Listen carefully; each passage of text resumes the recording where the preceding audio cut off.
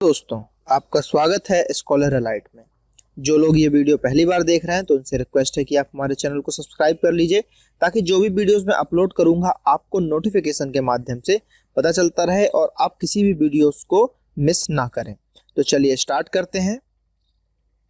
आज अगर हम बात करें तो आज यहाँ पर राजस्थान सामान्य ज्ञान का पार्ट 2 मैं आप लोगों के सामने रख रहा हूँ, जिसके अंतर्गत हम राजस्थान जीके को कवर करेंगे, जो कि आपके राजस्थान पीएससी और राजस्थान स्टेट लेवल के जो भी एग्जाम होते हैं जहां पर राजस्थान जीके पूछा जाता है उसमें बहुत ही मदद करेंगे। जैसे कि अभी राजस्थान कांस्टेबल का एग्जाम होने वाला है, पुलिस आरक्षक का एग्जाम होने वाला है, तो उसमें ये बहुत ही आप लोगों के लिए मददगार सिद्ध होगा। तो चलिए स्टार्ट करते हैं। देखते हैं आज का पहला क्वेश्चन है हमारे पास कि सिंधु घाटी सभ्यता से लेकर गुप्त वंश के नमूनों का संग्रह किस म्यूजियम में है। यानी कि सिंधु घाटी का जो सभ्यता था उसमें जो गुप्त वंश के कुछ नमूने मिले उनका संग्रह किस म्यूजियम में किया गया। तो सबसे पहले तो सिंधु घाटी सभ्यता की बात करें तो सिंधु घाटी सभ्यता की खोज जो है किनके द्वारा की गई थी, दयाराम साहनी के द्वारा की गई थी। ठीक है, और यहाँ पर पूछा जा रहा है कि उससे रिलेटेड जो गुप्त वंश के नमूने मिले थे वो कहाँ रखा गया है। ऑप्शन है हमारे पास कोटा म्यूजियम, बीकानेर म्यूजियम या राजपूताना म्यूजियम या अलवर म्यूजियम। तो अगर इसका आंसर हम बात करें तो इसका आंसर है Bikaner museum. Option number B is the right answer. आपसे मैं एक क्वेश्चन यहाँ पे पूछता हूँ कि जो गुप्त वंश की बात हुई है, गुप्त वंश की बात हुई है तो गुप्त वंश के संस्थापक कौन थे। ठीक है, गुप्त वंश के संस्थापक कौन थे वो आपको यहाँ पर कमेंट में बताना है कि गुप्त वंश के संस्थापक कौन थे। बात करते हैं अगले क्वेश्चन की कि राणा हम्मीर और अलाउद्दीन के बीच कहां पर युद्ध हुआ था। ऑप्शन है चित्तौड़, भीमनाल, रणथंभौर या बयाना। तो इसका आंसर है रणथंभौर में युद्ध हुआ था राणा हम्मीर और अलाउद्दीन के बीच में। मराठों के राजस्थान में आगमन के लिए कौन उत्तरदायी है। यानी कि जो मराठा थे तो राजस्थान में आए थे तो उसके लिए कौन उत्तरदायी है। मेवाड़ के रतन सिंह, बूंदी के राव बुद्ध सिंह या जय सिंह या इनमें से कोई नहीं। तो इसका आंसर है बूंदी के राव बुद्ध सिंह के द्वारा जो है राजस्थान में मराठाओं का आगमन हुआ था। उदयपुर के संस्थापक कौन है। ऑप्शन है राणा सांगा, राजा राणा उदय सिंह, सवाई जय सिंह या इनमें से कोई नहीं। तो इसका आंसर है आपका राणा उदय सिंह। उन्हीं के नाम पर जो है उदयपुर रखा गया है और ये सवाई राजा जय सिंह जो है इनके द्वारा जयपुर की स्थापना की गई थी, इसलिए उसका नाम जयपुर रखा गया है। कंजर जनजाति की महिलाएं विदेशों में किस कला का प्रदर्शन करके आई हैं। ऑप्शन है लोक नृत्य, मूर्तिकला, चित्रकला या इनमें से कोई नहीं। तो देखिए यहाँ पर अगर हम बात करें तो देखिए इसको मैं थोड़ा सा रिलेट कर रहा हूँ, तो कृपया जो हमारे राजस्थान के भाई बहन हैं कहीं के भी हैं, जो भी लोग इस वीडियो को देख रहे हैं तो इसको बुरा मत मानिएगा, क्योंकि ये सिर्फ मैं आप लोगों को याद कराने के लिए एक ट्रिक सा बना रहा हूँ जो आप लोगों को मे भी थोड़ा सा अजीब लगे। देखिए ट्रिक ऐसी है कि अगर हम पुराने ख्यालात में चले जाए, आज से 20, 25, 30 साल पहले की अगर हम बात करें तो पहले महिलाओं का नाच गाना करना जो है उतना अच्छा नहीं माना जाता था। अगर गांव के रीति रिवाजों के हिसाब से देखें, अगर महिलाएं नाचती हैं तो बोला जाता था कि ये मतलब अच्छे घराने से नहीं है, ये नाच रही हैं। मतलब नाच गाना उतना अच्छा नहीं माना जाता था महिलाओं के लिए पहले के जमाने में। तो अब यहाँ पर क्या हो रहा है, पूछा जा रहा है कंजर जनजाति की महिला विदेशों में किस कला का प्रदर्शन करके आई। अब हम कभी पहले के अगर सुने तो बोलते थे कि अरे नाच गाना करता है वो कंजर होगा, तो कंजरों को अधिकतर नाच गाने से रिलेट किया जाता था, एक तरीके से गाली बोली जाती थी, लेकिन ये एक जनजाति है। ठीक है, तो इसको हम ऐसे रिलेट करेंगे कि पहले पुराने जमाने में ऐसा बोला जाता था, तो इन लोग ने क्या किया, बाहर जाके नाच गाना ही किया विदेशों में, इसलिए इनको कंजर बोले जाने लगे, तो इसलिए कंजर जनजाति नाम भी पड़ गया। इस तरीके से हम रिलेट करेंगे। तो महिलाएं क्या करेंगी, लोक नृत्य ही करेंगी, नाच करेंगी, जिससे जो विदेशों में इसका प्रदर्शन करके आए। तो इसका आंसर हो जाएगा लोक नृत्य। तो इस तरीके से आप रिलेट कर सकते हैं। किसी चीज को याद करने के लिए आपको कहीं ना कहीं से कोई तथ्य लगा कर रिलेट करना पड़ेगा, जिससे कि आप कभी भूल ही नहीं पाएंगे इसको, है ना। तो ये अब आपने सुन लिया ना, ये जो मैंने स्टोरी सी बता दी आपको, पुराने जमाने में नाच नहीं करती थी महिला। तो अब जब भी ये क्वेश्चन देखोगे आप तुरंत लोक नृत्य लगा के आगे बढ़ जाओगे, क्योंकि बहुत ही ईजी हो जाता है फिर हमको याद रखना। अगले क्वेश्चन की तरफ बढ़ते हैं। डामोर जनजाति का मुख्य व्यवसाय क्या है।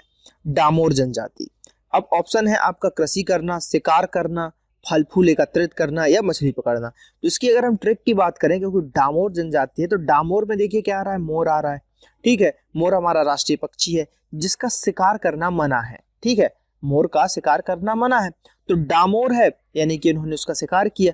तो डामोर जनजाति का मुख्य व्यवसाय क्या होगा, क्योंकि वो मोर नहीं है, वो डामोर है। मोर का शिकार करना मना है लेकिन डामोर का शिकार करना मना नहीं है, ऐसा हम रिलेट कर सकते हैं। तो इसका जो आंसर जाएगा वो जाएगा शिकार करना। तो मोर आ रहा है, पक्षी आ रहा है, उससे आप इसको रिलेट कर लोगे कि हमको उसका जो है शिकार करना है। सवाई माधोपुर जिले में कौन सा प्रमुख ऐतिहासिक स्थल है? सवाई माधोपुर जिले में कौन सा प्रमुख एक ऐतिहासिक स्थल है? ऑप्शन है अचलगढ़, विनय विलास, रणथंभौर और कुंभगढ़। तो इसका आंसर जो होने वाला है, इसका आंसर है रणथंभौर। तो अब रणथंभौर की अगर हम बात करें तो थोड़ा सा देखते हैं यहाँ पर क्या बोला जा रहा है कि रणथंभौर किला राजस्थान के सवाई माधोपुर जिले में स्थित एक प्राचीन ऐतिहासिक एवं सामरिक महत्व के दुर्गों में अपना विशेष स्थान रखता है। यह अत्यंत विशाल पहाड़ी दुर्ग है। अपनी प्राकृतिक बनावट के कारण यह काफी प्रसिद्ध है। यद्यपि यह दुर्ग ऊंची पहाड़ियों के पठार में बना हुआ, परंतु प्रकृति ने इसे अपने अंक में इस तरह भर लिया है कि मुख्य द्वार पर पहुंचकर ही इस दुर्ग के दर्शन किए जा सकते हैं। इस दुर्ग के प्राचीर से काफी दूर तक शत्रु पर निगाह रखी जा सकती है। तो ये आप देख सकते हैं यहाँ पर इसकी फोटो को कि कैसा दिखता है, ये इस तरीके का दिखता है। तो इसका आंसर क्या है? आंसर है रणथंभौर। चलिए बात करते हैं हम अगले क्वेश्चन की तरफ बढ़ते हैं। नेक्स्ट क्वेश्चन है हमारे पास, राजस्थान की मूल भाषा कौन सी है? तो राजस्थान की अगर हम मूल भाषा की बात करते हैं, ऑप्शन है राजस्थानी, मारवाड़ी, मालवी या ब्रज। तो इसका आंसर हो जाएगा मारवाड़ी। मारवाड़ी जो है राजस्थान की मूल भाषा कहलाएगी। उदयपुर, भीलवाड़ा व चित्तौड़गढ़ में अधिकांशतः बोली बोली जाती है। उदयपुर, भीलवाड़ा, चित्तौड़गढ़ में अधिकांशतः कौन सी बोली बोली जाती है? ऑप्शन है मेवाड़ी, भाड़बाड़, रांगड़ी या बागड़ी। तो इसका आंसर हो जाएगा आपका मेवाड़ी। मेवाड़ी भाषा उदयपुर, भीलवाड़ा और चित्तौड़गढ़ में अधिकांशतः बोली जाती है। माड़ूवाड़ी क्या है? माड़ूवाड़ी क्या है? जयपुर रेडियो स्टेशन से प्रसारित कार्यक्रम, राजस्थानी भाषा की मासिक पत्रिका, राजस्थानी भाषा का शब्दकोश, प्रमुख राजस्थानी गीतों का संग्रह। तो माड़ूवाड़ी की बात करें, अभी हमने मारवाड़ी पढ़ा था, अब ये माड़ूवाड़ी है। तो ये है राजस्थानी भाषा की एक मासिक पत्रिका। तो ये जरूर याद कीजिए क्योंकि पत्रिकाएं जरूर पूछी जाती हैं किसी भी एग्जाम में। तो राजस्थान की मासिक जो है पत्रिका कौन सी हो गई? माड़ूवाड़ी। कोटा, बूंदी, झालावाड़ में हाड़ौती बोली जाती है। कोटा, बूंदी, झालावाड़ी में हाड़ौती बोली जाती है, यानी कि हाड़ौती एक बोली है जो वहां पे बोली जाती है। तो एक क्वेश्चन और बन सकता है यहाँ से कि कोटा, बूंदी और झालावाड़ा में कौन सी जो है बोली बोली जाती है? तो वो हो जाएगी हाड़ौती।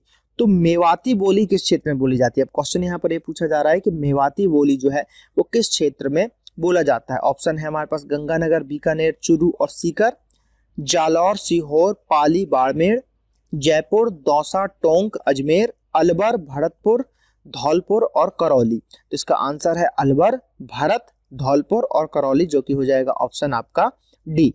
तो डी यहाँ पर सही आंसर होगा। यहाँ पर बोली जाती है मेवाती बोली। श्रावण के महीने में कुमारी कन्याओं के लिए कौन सा त्योहार आता है? जब वे दिन भर खड़ी रहकर व्रत करती हैं तथा रात्रि को चंद्रमा के दर्शन के बाद भोजन करती हैं। तो यहाँ पर कुंवारी कन्याओं की बात की जा रही है। ऑप्शन है हमारे पास बछवारस, उब ऊंट और करवा चौथ या एकादश। देखिए करवा चौथ यहाँ पे आंसर नहीं होगा क्योंकि वो जो है जो जिनकी शादी हो जाती है विवाहित महिलाओं के लिए है। ठीक है, और यहाँ पर कुंवारी महिलाओं की बात की जा रही है तो वो है उब छठ। कौन सी? उब छठ। राजस्थान के रीति रिवाजों के अध्ययन से क्या महत्वपूर्ण निष्कर्ष निकलता है? राजस्थान के जो रीति रिवाजों का अध्ययन किया गया तो उससे कोई निष्कर्ष निकला होगा, वही निष्कर्ष यहाँ पर पूछा जा रहा है। तो ऑप्शन है हमारे पास रीति रिवाजों में युद्धकालीन स्थितियों की झांकी है, रीति रिवाजों पर वैदिक परंपराओं का प्रभाव है, रीति रिवाज लचीले हैं, रीति रिवाज में सरलता एवं उपयोगिता है। तो इसका आंसर की अगर हम बात करें, आंसर है ऑप्शन नंबर ए, रीति रिवाजों में युद्धकालीन स्थितियों की झांकी है। देखिए राजस्थान में अधिकतर में भी बहुत ज्यादा युद्ध ही हुए हैं, युद्ध के नाम से ज्यादा जानते हैं क्योंकि राजपूत घराना वहां पर ज्यादा निवास करता है और राजपूतों का कार्य ही था युद्ध करना। तो इस तरीके से वो युद्ध से ज्यादा रिलेट हो जाता है राजस्थान। राजस्थान में जलवा पूजन किया जाता है, वो किससे रिलेटेड है? जलवा पूजन बच्चे के जन्म के पूर्व, बच्चे के जन्म के कुछ दिन पश्चात, बच्चे के मुंडन संस्कार के समय या बच्चे के अन्नप्राशन संस्कार के समय। तो यह जो होता है जलवा पूजन, ये होता है बच्चे के जन्म के कुछ दिन पश्चात। तो इसको हम ऐसे याद कर सकते हैं कि बच्चा जैसे ही जन्मा, कुछ दिन हुए, 5-6 दिन, 1 महीना हुआ तो जलवा करने लगा लड़का एकदम, तो जलवा पूजन होने लगा क्योंकि उसने जलवा बिखेर दिया पूरे अपने परिवार में। तो इस तरीके से रिलेट कर सकते हो। तो जन्म के कुछ दिन पश्चात जलवा पूजन किया जाता है। मौसर क्या है? मौसर आखिर है क्या?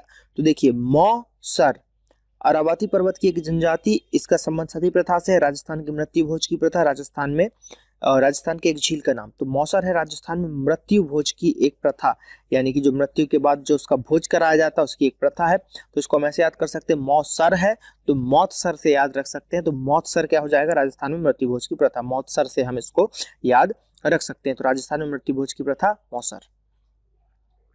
अंगरखी, अंगरखी नहीं पढ़ेंगे, इसको हम पढ़ेंगे अंगरखी। अंगरखी के संबंध में कौन सा कथन सत्य है? यह स्त्रियों की पोशाक है, ग्रामीण पुरुष द्वारा शरीर पर पहनी जाने वाली पोशाक है, यह स्त्रियों के घाघरे का ही दूसरा नाम है। इसका प्रयोग पुरुषों द्वारा शीतकालीन में सिर ढकने के लिए किया जाता है। देखिए, है तो एक पहनावा ही, पोशाक ही है, क्योंकि ये चारों ऑप्शन में है। तो अंगरखी, अंगरखी जो है ग्रामीण पुरुषों द्वारा शरीर पर पहनी जाने वाली पोशाक है। कौन सी है? ग्रामीण पुरुषों द्वारा शरीर पर पहनी जाने वाली पोशाक है अंगरखी। तो इसको याद कर लीजिएगा। राजस्थान में स्त्रियों के सुहाग की निशानी का आभूषण क्या है?